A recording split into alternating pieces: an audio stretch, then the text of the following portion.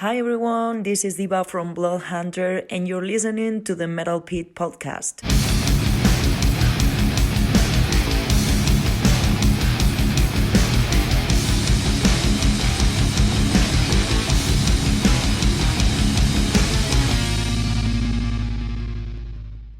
Welcome to the Metal Pit Podcast. This is where we dive into the albums and bands that made metal what it is today. I'm your host, Blake.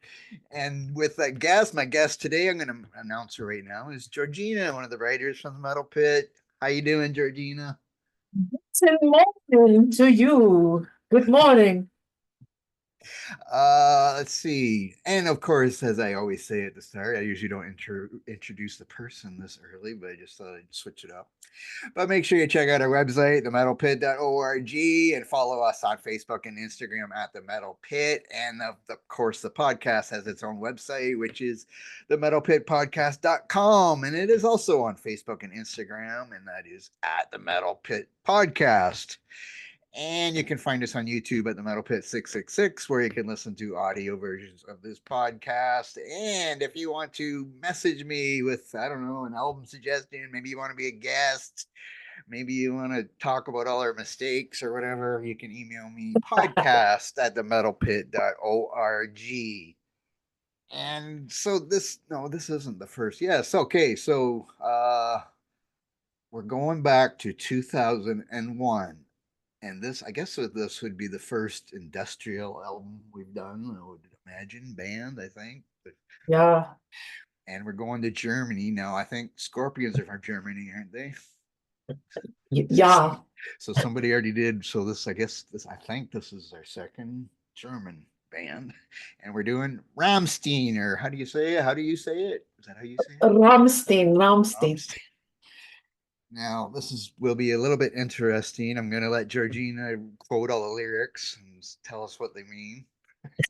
Okay, maybe I'll not. try my best. But anyway, briefly here, Rammstein, whatever, is a German industrial metal band formed in Berlin in 1994, known for their provocative imagery, explosive live shows, and I don't even, it says what new German hardness, I guess, is what they call the band in Germany. Or at least that's what they did in 2000, or back in what they started in 1994, whatever. And they've grown into one of the most controversial and successful bands in the world. I guess controversy is mostly from their live shows, which I have never seen them live, but I have watched live concert videos or whatever, where they're shooting fire and shooting white stuff out of guns and things. Yeah, that was in Madison Square Garden in 2010. Yeah, so I don't know. Anyway, okay. Now, usually I ask, when did we first hear this group that we're going to talk about? I have no idea when I first, probably Du Hast, I'm assuming, off their first album, since they put an English version on it too. But that's probably the first time I heard it. So I did hear the first album, I guess. That is the first. Yes, that's the first album. Because we're gonna do, what album are we doing? We're doing Mutter. Yes, the third studio album. So, do you remember anything about when you first heard or seen I Rammstein? think I think the first time I started listening to this band was after borrowing a friend's live DVD and then viewing it. And then I decided to pick up a copy of Mutter. So I currently I own this album. I own Sensush. I hope I'm saying this. I hope I'm not butchering that. I'm Berliner. No, I'm not. And I've heard Rieslis, and this is by far the best of the three, I think. Um, Oh, and I actually, think Du so. Hast was on their second album, not their first one. So it was actually the second album, which I think you just said the name of it, which I'm not gonna say. Yeah. The album from 1997, yes, that had Du Hast on it, and that's, I think, when I first heard them. And yes, we're doing Mutter, which is the third album, and it looks like they just have 8 studio albums. It feels like they have more, but yeah, 8 studio albums. The last one was in 2022. I think I've listened to everything. Maybe I don't know if I've ever went back and listened to the first one or not, but since then I've listened to them all and whatever. Probably have them on Spotify. I don't. I think the first one is the only one I have on a CD, and into them back when I used to buy albums back in the day, Right. if they even were when that was going on. But anyway, okay, so we're gonna talk about the third studio album. Uh, You sorry, didn't mention how they got their name. well, maybe I don't know how they got their name. Do you want You me to tell tell me, you? because I don't know if I know.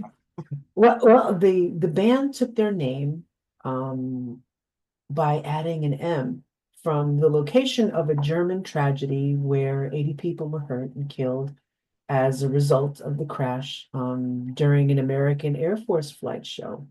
So the literal translation of Rammstein is a battering ram made of stone. That sounds weird, right? Um, so the word of Rammstein's horror masses blend. They have this theater and music thing. So that's basically how they got the name. Okay, good. I don't think I have that written down here as I just kind of grabbed some information. But yeah, so definitely industrial, electronic, I guess, because they do have the keyboard guy there, or whatever you want to call him. And but there's moments of opera and classical stuff in there, and their lyrics often focus on taboo topics like sex, violence, politics, whatever, which we'll probably, I don't know, we'll get to a little bit. Even though, see, we've talked before on the podcast about the lyrics, and sometimes I'll talk about. Now I do have some ideas of what the songs are about, but I'm not going to be quoting any lyrics since they're all in German.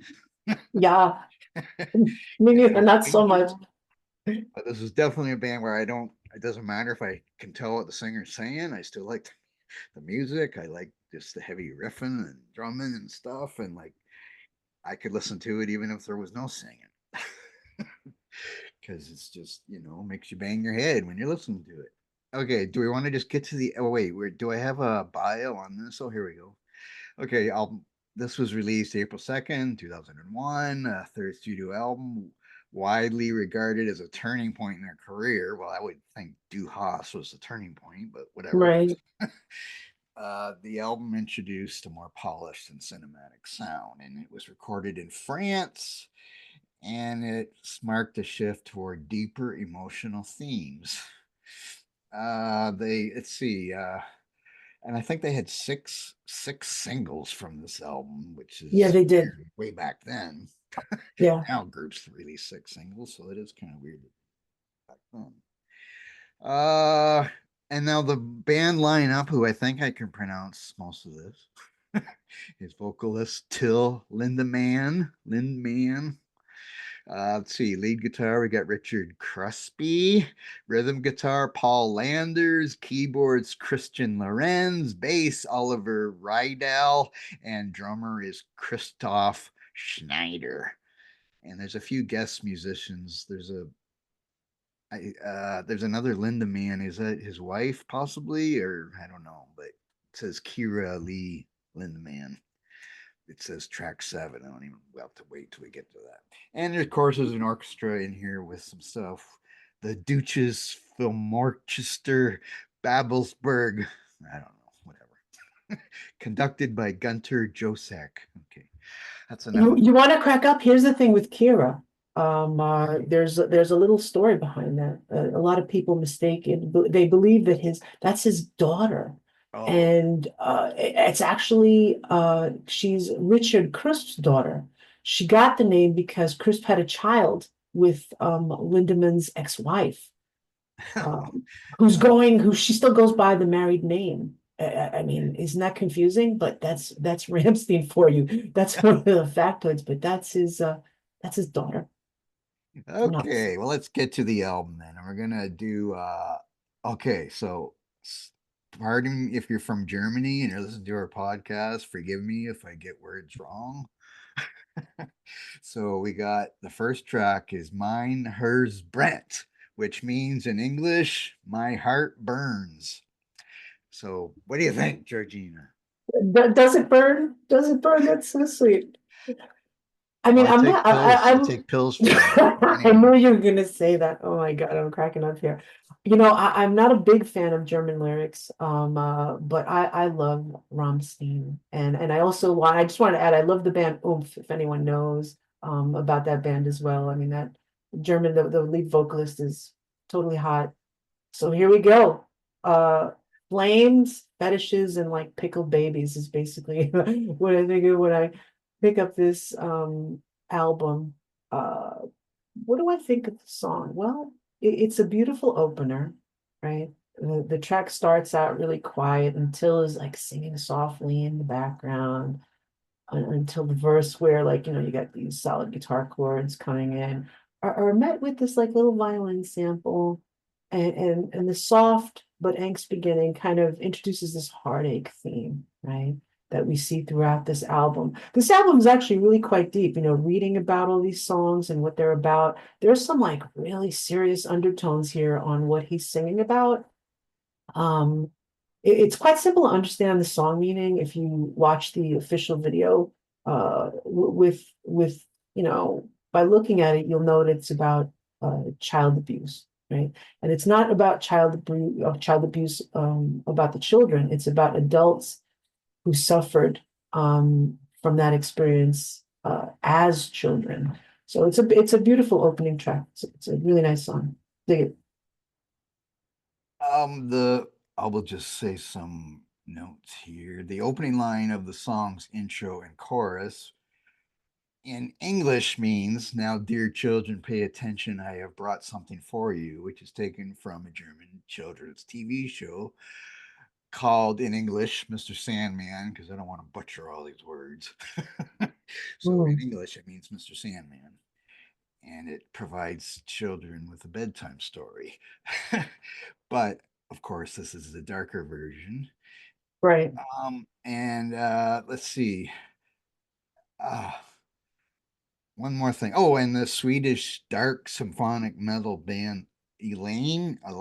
Sorry again if I get that wrong, but they did a cover version of this song in 2019, and that has a female vocalist whose name I forget right now.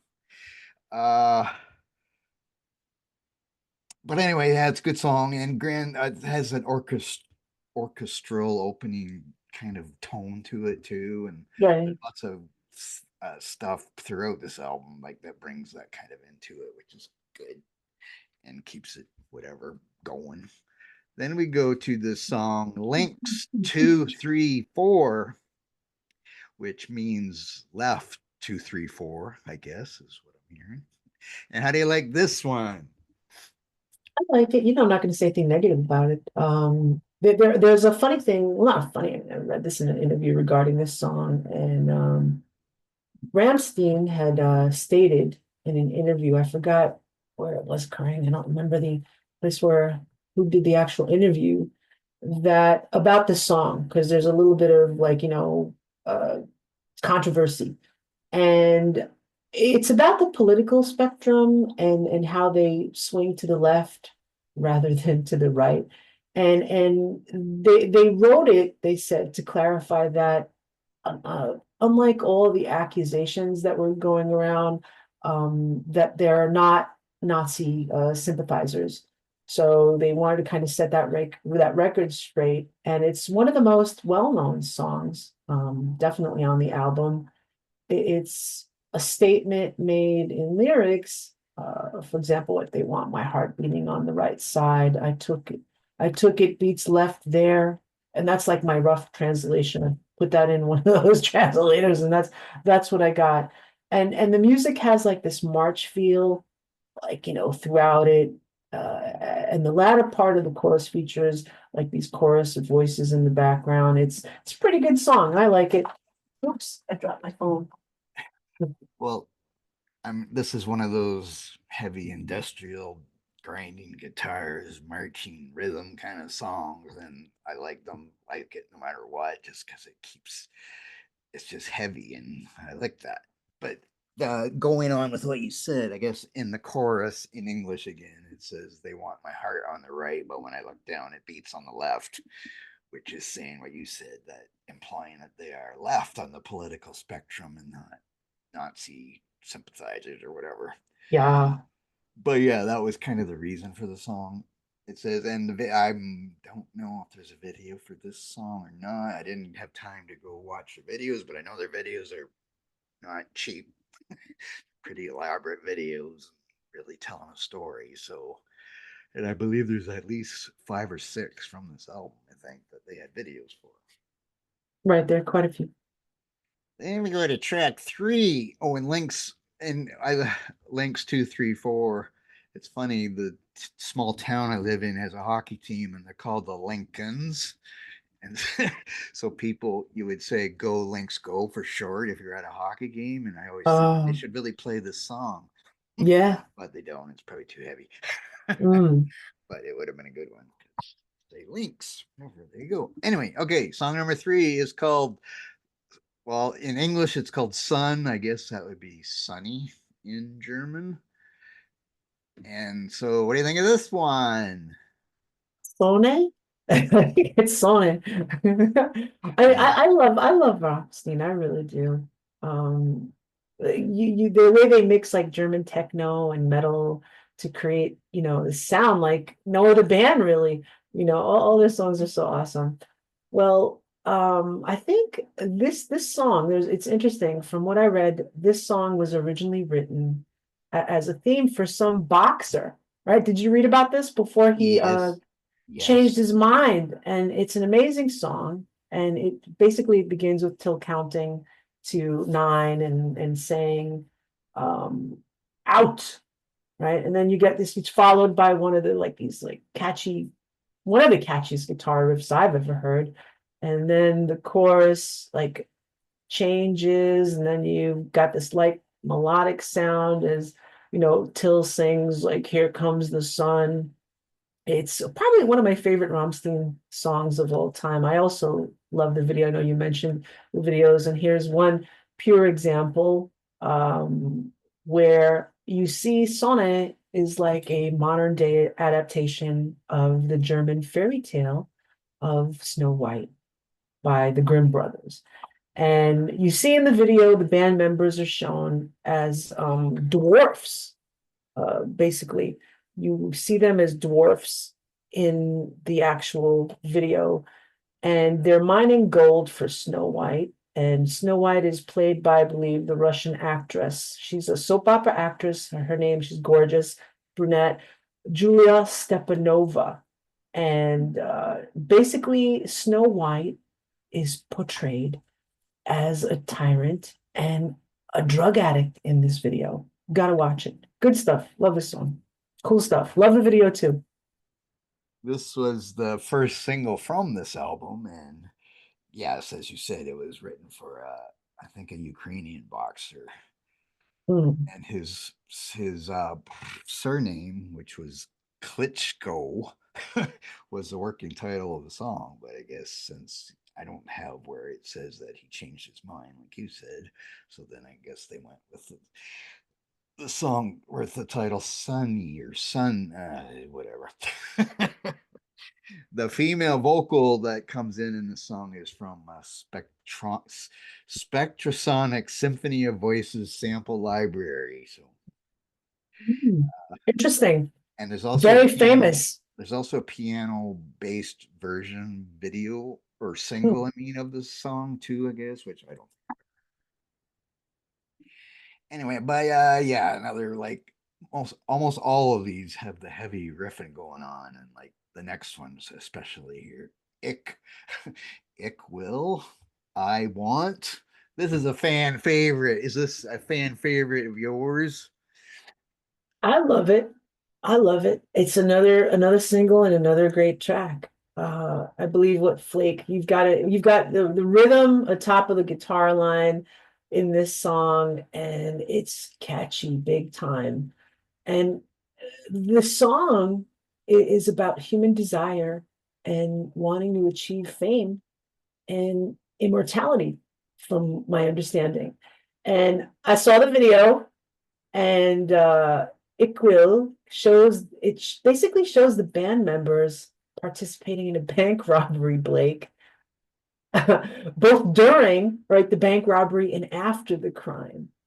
And the band had said, from what I read, that the video demonstrates the media's obsession with good stories, right? And with the immortality of criminals, basically. And it sounds fantastic live when the crowd joins in and till chanting. Real cool stuff. I love it. Great song, great video too. I'm sure that crowd chanting part is good for the live shows, but again, I've never like it's been such a long time since I watched the live video, but I should check it out again. But I'm sure this is Yeah, one that gets a lot. yeah, yeah. And It's I don't good really, stuff. you pretty much said everything that I was going to say, so Oh, did I? Oh my God. Oh, sorry. that's okay. I'm sure we have the same sources. Yeah. Then we go to one of my favorites. Now, well, I mean, like I say, I like them all except for one, which you can probably guess, but we'll get to that. But all the others are still continue with the heavy, like I love Ministry, so this is Ministry Hmm. for them, and that's definitely what I like about Ministry, Psalm 9, especially that album. Just the heavy, like New World Order and Just One Fix kind of stuff, just heavy riffing and stuff. And then, like, I could care what they're talking about. And I can't tell what they're talking about anyway, unless I research it. So now we got track 5, and this song is in English called Fire at Will. So I'm not going to try to say what it says in German. You can if you want to. So, what do you think of Fire at Will? Frei. Frei, I think, is Frei. Boy, let me tell you, this song has gotten around. This song has made its round tenfold. The 69 Eyes covered this song, and I love that version too. Um, I believe Sabaton covered this as well in their platinum edition of the Carolus Rex album. And it also got the rounds in Triple X, which I believe that was what a 2002 film. And it's a James Bond film, and it's just a part of that film is just like it's like walking into a Rammstein concert in all its glory. And you'll see like the band performing on stage, and it's just the perfect choice for this opening scene. And it's funny because there's an assassination going on in progress, and heck, you see the guitar player like shooting fire out his mouth. It's like really cool.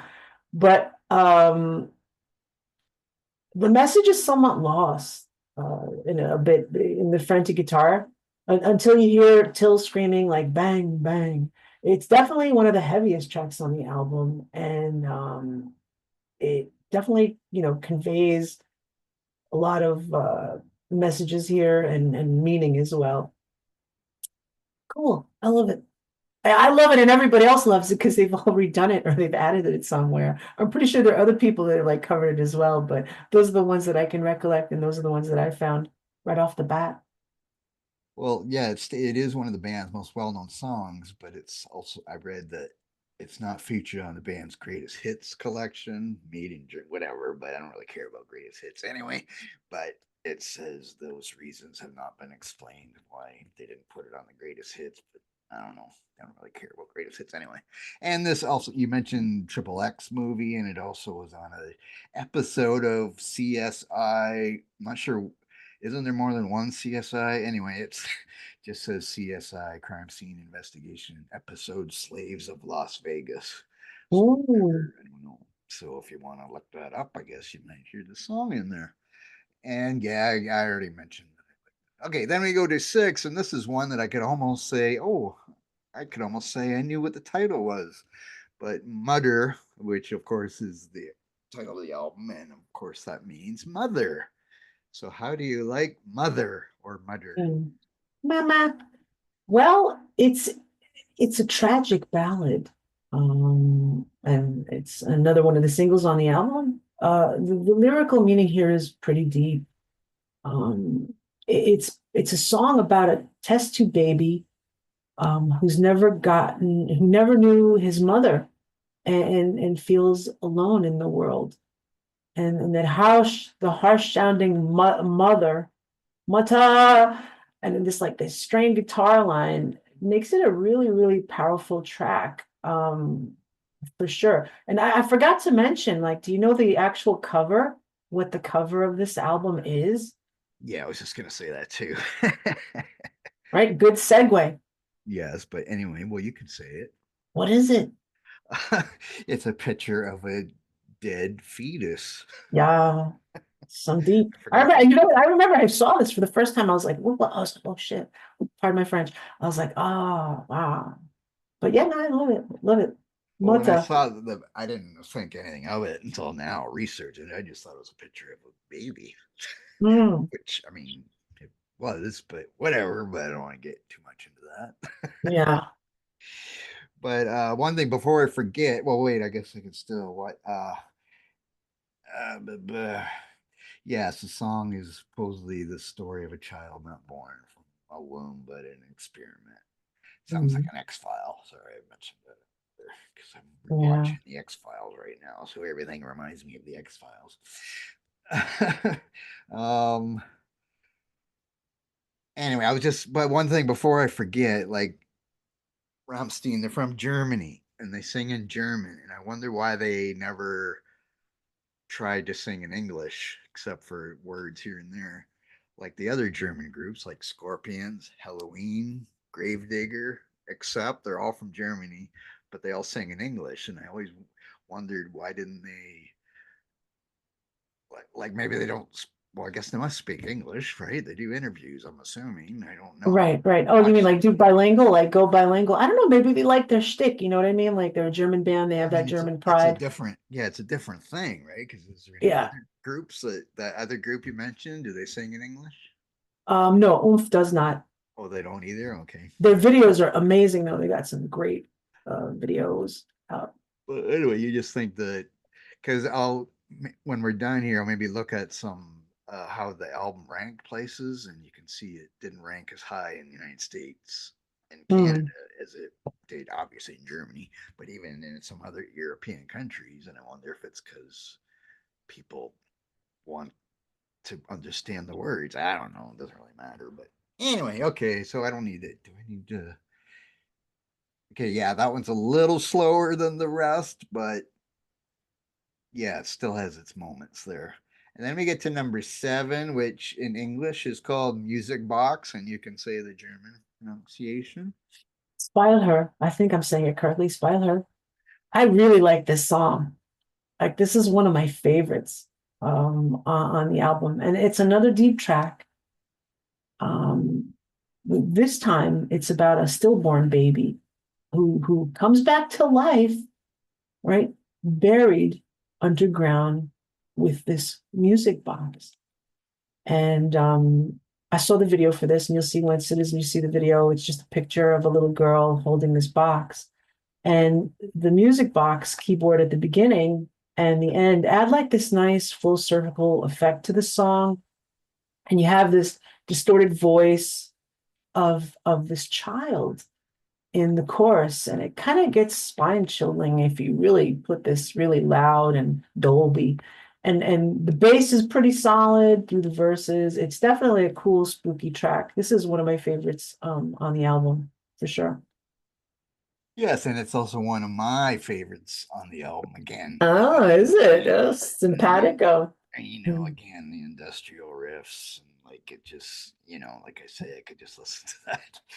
Like I don't like because I guess there's not is there any guitar solo? There wasn't even paying attention. I don't think there really is. They just No, not on the no, no. really they just kind of They're not known for that. yeah, just like Ministry and Static X or whatever. They're just riffing and pounding away.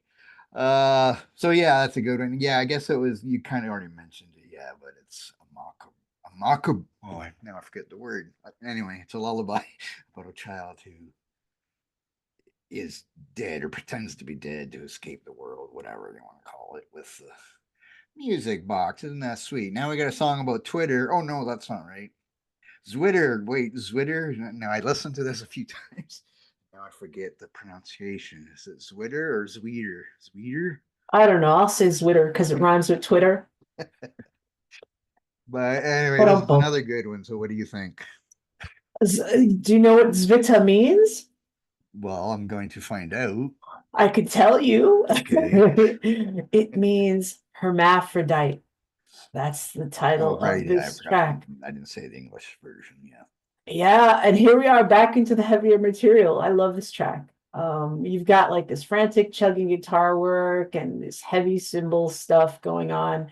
It's got this vigor from the beginning to like its fade out ending. It's definitely the lyrics are brilliant if you really listen to them. And only this band can write an optimistic, upbeat song about, a hermaphrodite who takes the joy in pleasuring him, her, or itself. And there's some great lines here, in this song. I mean, you have the lyrics basically explore themes like, we got self-love, self-pleasure.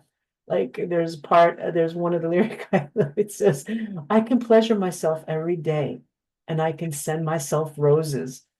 That's what he's saying in this song. It's really a great song. So basically, the song lyrics describes the speaker as alone, but yet they're not alone. And the premise is basically that I can be together with myself. So there's some coolness to this hermaphrodite song. Been there, done that. Yeah. Yeah, Uh, yeah. so yeah, we better not say anything else about that. Anyway, okay, number 9. We got 11 tracks in this album. Number 9 is Rain Rouse. Rose. I should have got a German person to be a guest on this episode. You Anyway, could the have found song one. is, in English is In Out, which could be about sex too. And I think it is. So what do you think of this one? Well, you know what? It wouldn't be a Rammstein album or song without like, the obligatory you know, song about like anal sex, There's some very graphic lyrics here. Um from my understanding, and it has this interesting techno-like intro, which like cuts into the instrumentation of this song. You got this cool heavy riff. Oh, it sounds a little bit like the Spile, but it's angrier. It's definitely a good song for sure. Yes, and yeah, it's just a straightforward, heavy, again, industrial track. Then we got another song we can understand what the word means. Adios. I can even say that Hmm. one, I think. And of Hmm. course, that means goodbye, even though you think they would have put this as the last song, but they didn't. So, anyway, what do you think of Adios? I like it. I definitely like this song. You've got this distorted, there's a little bit of solo here. Um, a little one in this song. I like to think like there's a lot of people trying to figure out what this song is about. And I think it's about a heroin overdose here. Uh, that what he's talking about here. Uh, laying needles in the vein, and I don't know, the music is like kind of going in between his throat and his forearm, and the melody travels softly through his bones. Like you could kind of really translate this into whatever, but this is a spacey song, and obviously calling it adios goodbye means that it's the final exit somewhat. Um, good stuff. Yeah, it is about, I guess, themes of addiction and self Hmm. destruction. After that other one was about self whatever. Pleasure. Okay, yes, that's it. Okay, and track Mhm. 11 is Nebel, probably, and it means fog. And this is definitely my least favorite track, but what do you think of it? Is it? Oh my goodness. Well, you know me. I'm going to be the antithesis here. I love this track. I love this track. It's like it's probably, for me, the most beautiful song by Rammstein. Uh, Nabel, I think it's translated as mist. It's kind of a metaphor for like memories that fade away, right? Mist. Nabel is, I believe, it's the word fog. And if you read it backwards, it's Leben. Leben. I know how to say Leben. I know I said that correctly, and I believe that means life, which is basically what the song is about. And the song is about a woman facing death who kisses her lover one last time. Beautiful song. Oh, Yeah, it is awe. Definitely awe for Rammstein to be singing this versus, everything else that they sing about. Very, very beautiful. yeah, it was just a little compared to the rest of the album. It's just slow, and for me, it's a little boring. But I wonder if they threw it at the end for people like me that wouldn't want to have to skip it, or I don't know, because if they could have played this and then played one of the heavier ones right after, or whatever, because it's kind of ballady. I guess you would call it a ballad, would you? I guess. Kind of. But whatever, they decided to put it at the end. Now there is an extra, I don't know, a Japanese version. I never did look up the song or nothing, but it's Yeah, I not read about that. Hallelujah, is it? Is it Hallelujah or it's something? It is Hallelujah. Yeah. But yeah, that's it. There's different versions of the album, and I guess that's on the Japanese version or possibly some other versions too. But anyway, so what would you give this album out of 10? You don't talk about Hallelujah, what it's about. Well, I don't know anything about the song at I all. do. I read about it, Oh, and well it then read basically me or then I will. I'll let you know. I'll let you guys in okay. on this Hallelujah. The band basically took their stab at religion, right? And I hope this doesn't offend anybody, but remember, this is music. These artists, they kind of go out the deep end. Some people might get offended, some might not. The song is about an older boy who gets molested by a priest. Mhm. It's brutally honest and it's guaranteed to offend um uh people. Uh it's nothing too great musically.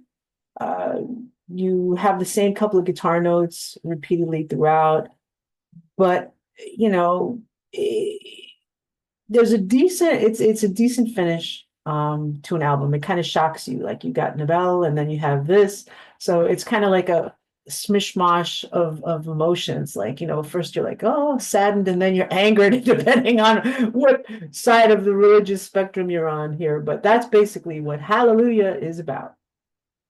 Yes. Okay. Okay, so now whether you include that song or not, what would you give this album out of 10? I am gonna give I give it a 9.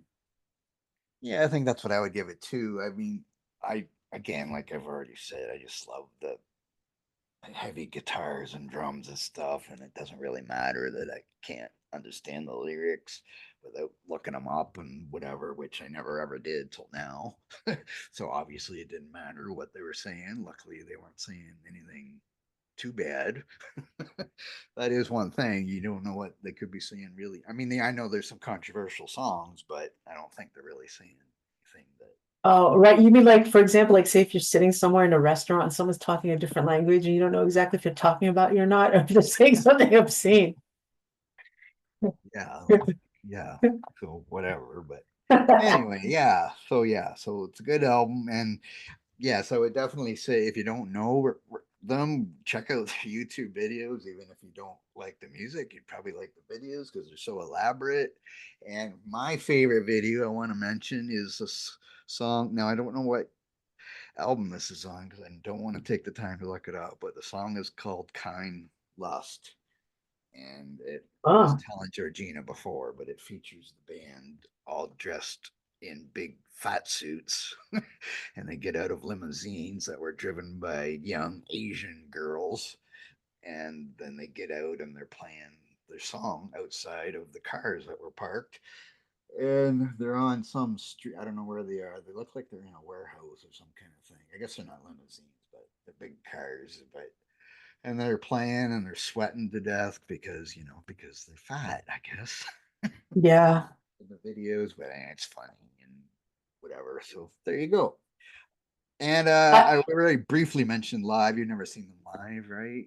No, you know what? I wanted to, but they weren't playing here. I don't know why I guess they're being selected. And I actually looked at if to see if they were going to play in 2025 or, this year or next year, but they have nothing planned. But Till, it has a solo band touring, I believe, in Europe right now.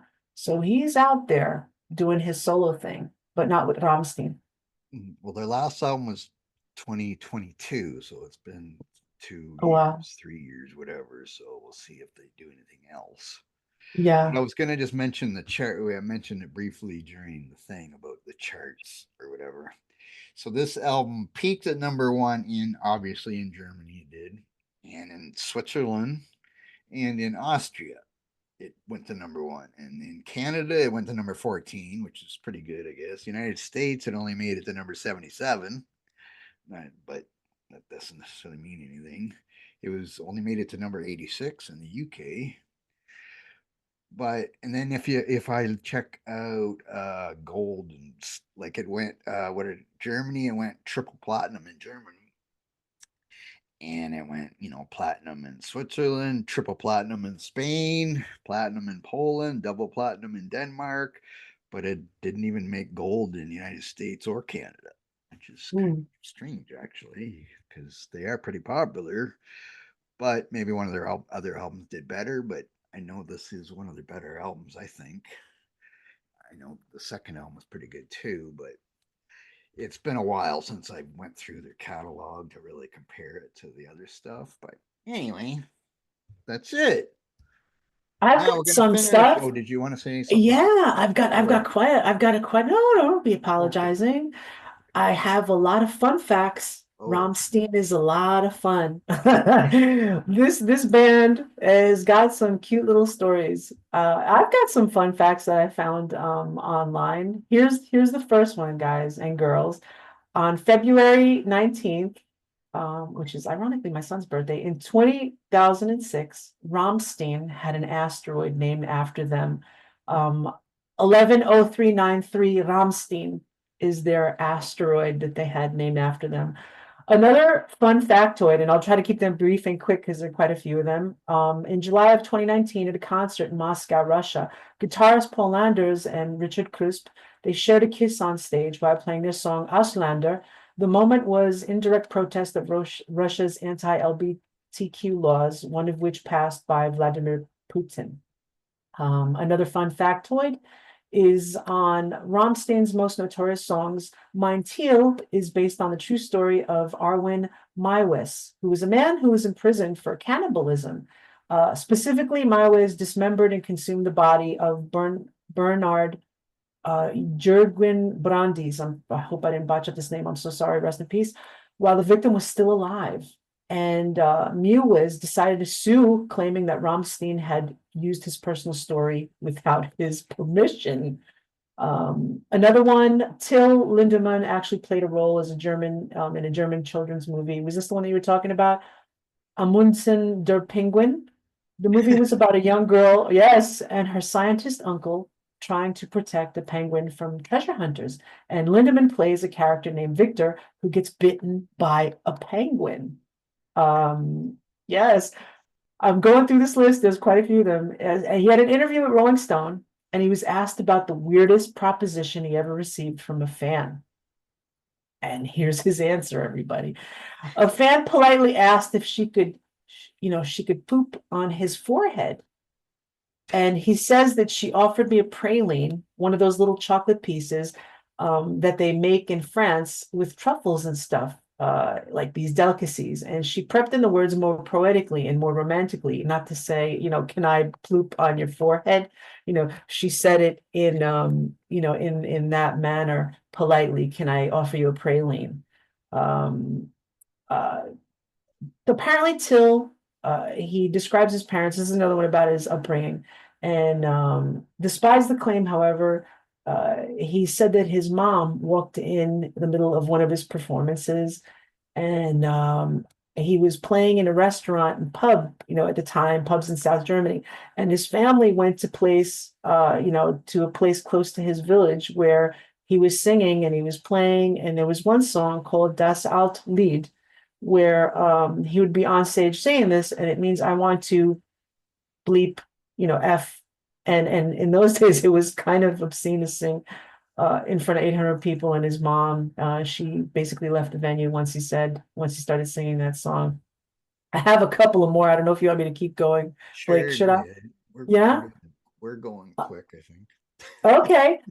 Well, while performing the song Book Dick during, I hope I said that, during a concert in Worcester, Book Massachusetts. what? Okay, go Book ahead. Dick.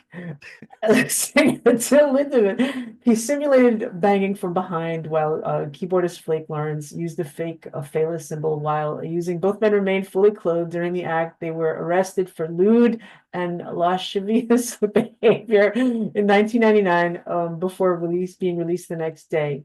And I think I mentioned the story about Kira being the child, Lindemann's child, but it's with his ex-wife. There's another one that Rammstein's lead singer wasn't always a musician. Do you know what Till did before, or what he tried before he started singing in the band? School teacher? No, but Oh, that's a good one though. Sometimes you'd be surprised, right? He started off as a professional swimmer, and he almost represented, yeah, the German Democratic Republic during the 1980 Moscow Olympics. But unfortunately, he was booted off the team because he went to look around Florence during the competition without permission. And also his scores weren't impressive enough, so he got booted. And I've got a couple more. Now this one we kind of chatted about this one earlier on during a particular memorable live performance at Madison Square Garden, and I actually remember when these guys were playing here, but I didn't get a chance to see them. Till Lindemann rode around the stage on this phallic-shaped cannon while singing the band's song, the the peace song. I don't know if I could say this on here. And the cannon shot. This is what you were kind of referring to uh, foam at the audience. And just as the song was about to end, sperm streamers kind of dropped from the ceiling. And during the same concert, Lindemann wore a 20 foot wide, I'm sorry, these steel angel wings, and that shot fire from the tips. So talk about a mood shift, right? From foam to shooting fire out of angel tips. So those are some fun factoids about Rammstein, kids. well, I know, yeah, even if you don't like the music, I think you would like the live show or a live Yes, video because it's yes, so yes. much. I don't know if you'd want to sit in the front though, but No. if you were at a live show, I mean, because it would be hot from all the fire they're Yes, yes. doing, and then you might get a little wet from all the other stuff. Yes. But whatever, I'm sure there's people that want to get all that stuff and can go home and say, look what Ramstein did to me. Anyway, okay. So yeah, so make sure you if you've never heard of the band, I'm sure you have, but check them out and whatever. And if there's any Germans listening, again, we apologize if we got any words wrong or interpretations wrong or whatever. Okay, so this album came out in 2001, so we're gonna finish with our top 10 albums of 2001. And this was I don't this was kind of hard for me. I actually have two live albums on my list because I couldn't Oh, find 10 studio albums that I really liked. Because I don't think I really liked a lot of stuff starting in like the 2000s. It was harder for me to find stuff that I really liked. I'll go first, I guess, and I'll let you go last. So I guess in order, I got them mixed up here. But number 10, I got Slayer's God Hates Us All, which of course came out on 9/11 day, the day of the attacks on World Trade Center in New York City. So it just happened to be come out that day, and God Hates Us All. How fitting was that? I don't know. Anyway, number 9, I got Static X with I think their second album, Machine. Not as good as Wisconsin Death Trip, but still a good album. Number 8, I got one of my live albums, Joe Satriani, live in San Francisco. I've always loved Joe Satriani. And Steve Vai also, who I also love, also had a live album out that year, but I don't think I ever got it. But I did have this Joe Satriani. Number 7, I got Canadian based band Annihilator with their album Carnival Diablos, featuring Jeff Waters, who's Canadian, but the rest of the band's not really Canadian.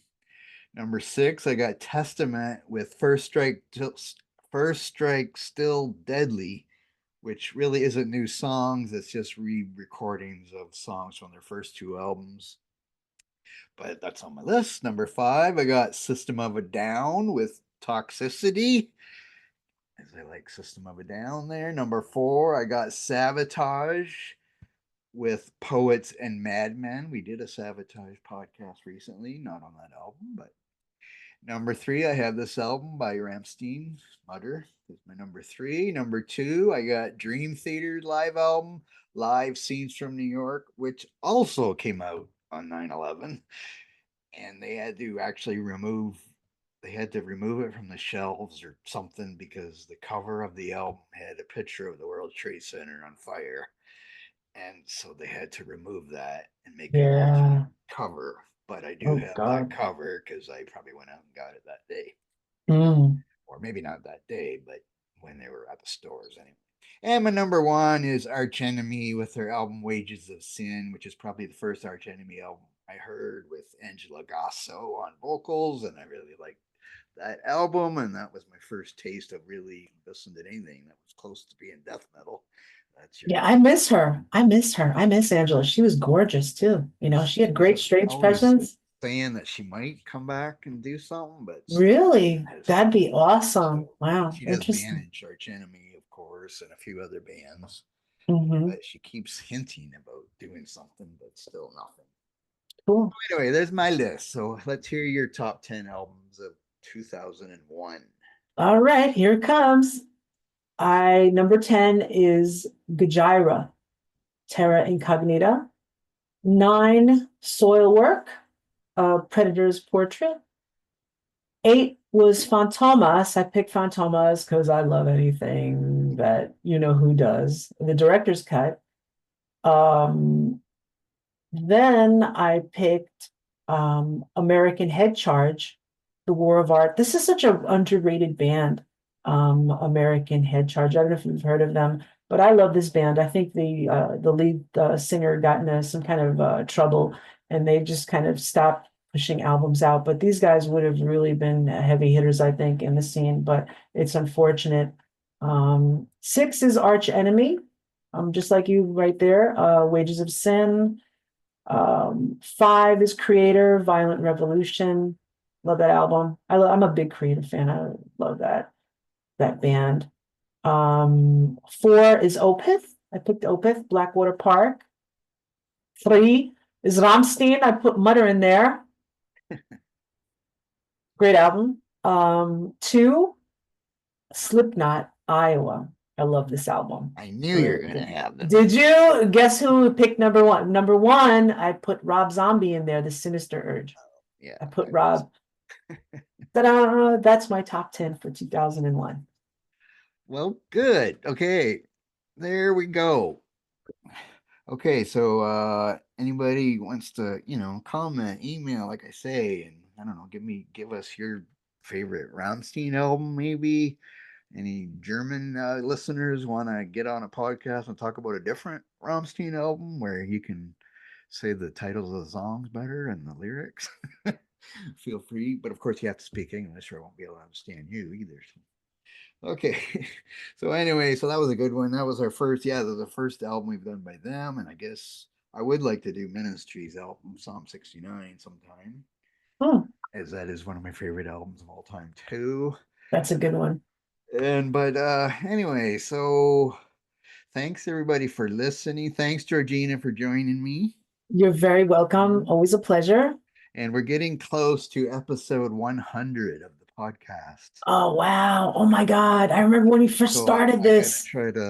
I gotta try to think of something maybe a little different than just. Oh, you got to do like 100 after. You got to do like 100 anniversary type of thing for the 100th episode. You know what I mean? Something special. Yeah, but it's coming soon, so it's a good thing that we're up so high and doing good and adding new people and stuff. And again, if you want to write for the Metal Pit website, maybe you have to volunteer because I'm not making any money. I'm just trying to promote metal. But if you think you might like to write album reviews and stuff like that or do interviews, send me an email, info@themetalpit.org. Email me if you're interested in that. Okay. Thanks everybody for listening, and we will see you or hear you next week, or you will hear me next week. Okay. Auf Wiedersehen, everybody.